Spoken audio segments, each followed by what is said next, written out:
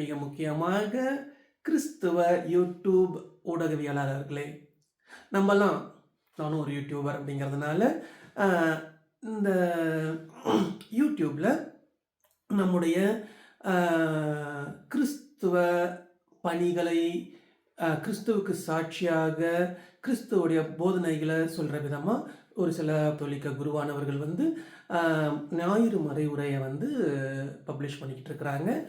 நிறைய catechism class எடுத்துக்கிட்டு இருக்கிறாங்க. அப்புறம் நிறைய பதிலுரை பாடல்களை வந்து வெளியிட்டுருக்கிறாங்க. இந்த யூடியூப் ஊடகமானது உண்மையிலே ஒரு நல்ல ஒரு கருவியாக பயன்படுத்தப்படுகின்றது.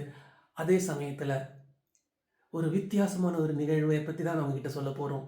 என்ன அப்படின்னா, அருட்தந்தை அருள் ஜான் போஸ்கோ ஆமேன் என்கின்ற ஒரு வலையொலியின் நிறுவனர் என்ன பண்ணார் அப்படின்னா, இந்த யூடியூப்பை பற்றி ஆராய்ச்சி பண்ண ஆரம்பிக்கிறாரு.